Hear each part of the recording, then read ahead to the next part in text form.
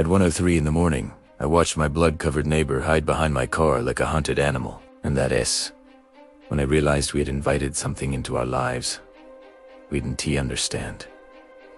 3 years ago, my partner and I bought our first home. It wasn't fancy, just a modest house in a quiet suburb outside Montreal. The neighbors were kind, the streets were calm, and for the first time in our lives, things felt stable. So stable that when the house next door, the bigger one with the driveway, garage, and a real bathtub, went up for sale 18 months later, we bought it without hesitation. We sold our old place right next door to a Polish couple. They were polite, quiet, spoke English to us, even though we spoke Dutch. We didn't think much of it. They asked for tips about the boiler, trash pickup days, normal neighbor stuff. Looking back, that was the calmest part of the story. The first strange thing was the noise. Random nights, midnight. Sometimes 2 a.m. Heavy banging against the walls. Music blasting so loud it vibrated our bedroom frame. Then silence again for days. It wasn't consistent enough to complain about, just enough to make you uneasy. Then one afternoon, the husband came home with both sides of his car scraped to hell. Deep, violent damage like he'd bounced off guardrails at high speed. He laughed it off. Said one side was a concrete pole, the other a trailer turning too wide. The explanation didn't make sense, but we let it go. A week later, he called us in a panic. Said people were outside turning his security cameras away. Begged us to look. We stepped outside and saw 2 men trying to break in. We called the police.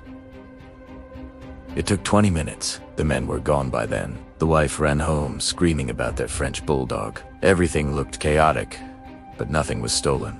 That night, reviewing our doorbell footage, we heard the 2 men calmly discussing which house to target and polish. A setup. That's what it felt like. I told the police, but no response. Then it escalated. One evening, my partner called me shaking. The neighbor's car had just driven straight through our front garden and crashed into their own front door. 2 men were loading flat-screen TVs, speakers, expensive equipment into the trunk. The same 2 men. This time, the police arrived in 7 minutes. They caught them mid-theft. One of the men claimed to be our neighbor.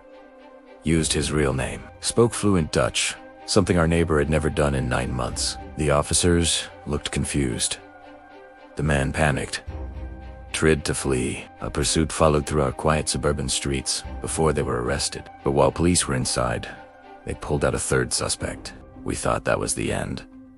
Then our doorbell rang. It was him. The real neighbor. His face was unrecognizable. One eye swollen shut. Mouth torn open. His arm hung wrong, covered in cuts that looked defensive.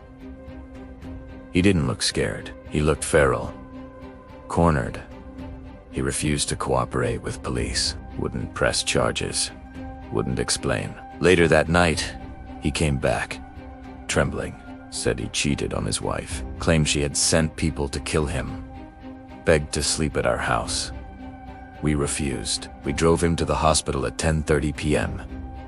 At 1:03 a.m., our dog began growling that low, territorial sound he only makes when someone is directly at the door. I checked the camera.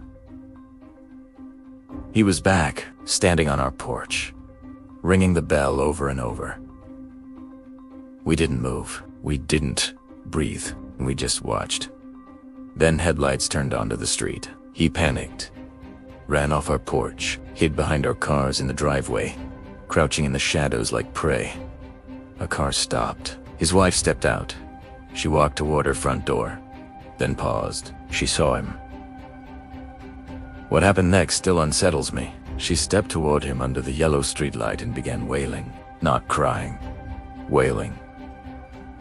A guttural, broken sound that echoed through the empty street. He said nothing. After minutes that felt like hours, they both got into the car and drove away. We didn't see them for 3 days. When she returned alone, she told us she didn't think she would ever see her husband again. That should have been the end. But here's what keeps me awake. Months after they left, we installed new cameras. Better ones. One night, reviewing footage from a random motion alert, I saw something that didn't belong. A figure standing near the edge of our driveway at 2:47 a.m. Not moving, not approaching, just watching our house. The time stamped was 2 weeks after the husband disappeared. The figure's posture looked familiar. Slightly hunched, arm hanging strangely low. The police said it was probably a trick of light. A tree shadow compression glitch. Maybe they're right.